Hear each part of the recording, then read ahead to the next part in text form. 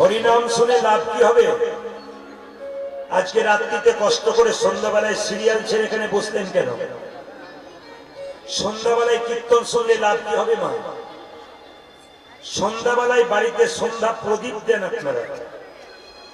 আজকে সবাই প্রদীপ দিয়ে বাড়ি থেকে এসেছেন, তো মায়ের একটু জানতে হবে এই যে সন্ধ্যা প্রদীপটা আপনারা দিন, ওই প্রদীপের জন্ম কোথা থেকে? প্রদীপটা সন্ধ্যাবেলায় দেবেন কেন? সকালবেলায় দিলে হয় না?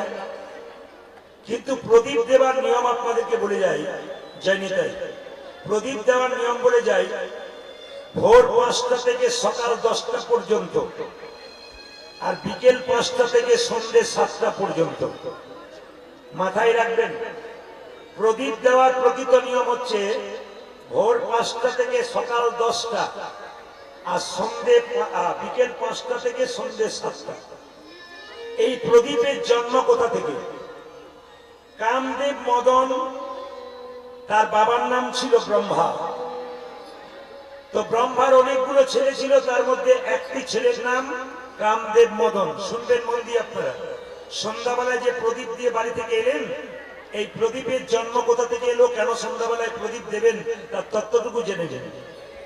বলছে, হরে কৃষ্ণ, বলছে যে ব্রহ্মা কামদেব মদনের বিয়ে দিল। কামদেব মদনের স্ত্রীর নাম হচ্ছে রতি।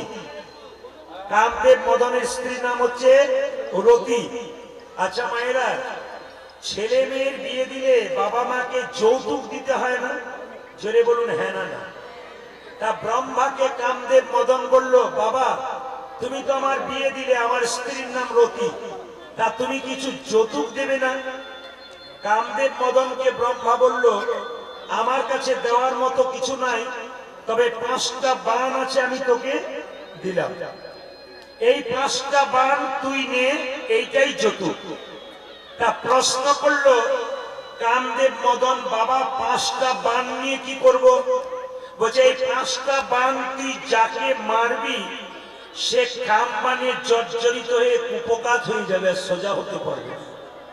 বলছে বাবা বাণের সংখ্যা তো 5টা, মারবো 1 2 3 4 5, শেষ হয়ে গেল, তারপর কি করব? কামদেব মদনকে ব্রহ্মা বলল, এ বাণ তুই যাকে মারবি তার কাছ থেকে আবার ফেরত আসবে, আবার নতুন জনকে তুই মারতে পারবি।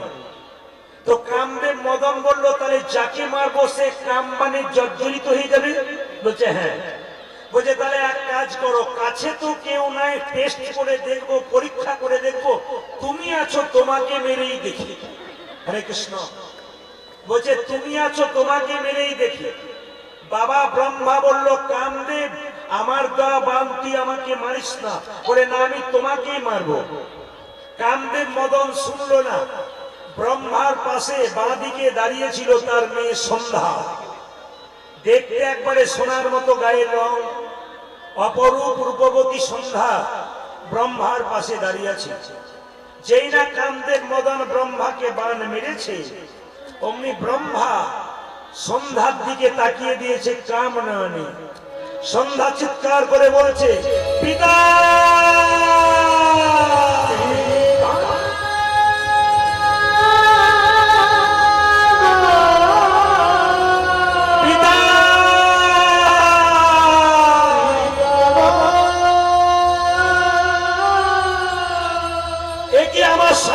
কালো হয়ে গেল কেন?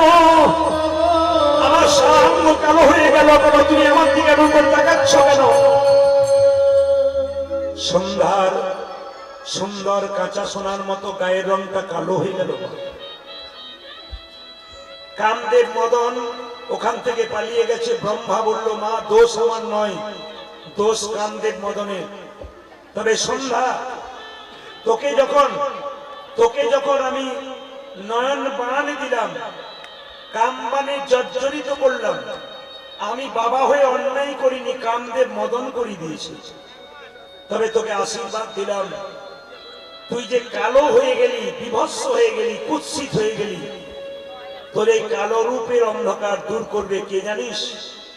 সংসারের কুলবতী রমণীরা সন্ধ্যাবেলায় প্রদীপ আলো নিয়ে, হাতে প্রদীপ নিয়ে তোর সন্ধ্যার অন্ধকার যে দূর করবে তার শুধুমাত্র মনের অন্ধকার দূর হবে তার নয়, তার সংসারের অন্ধকার।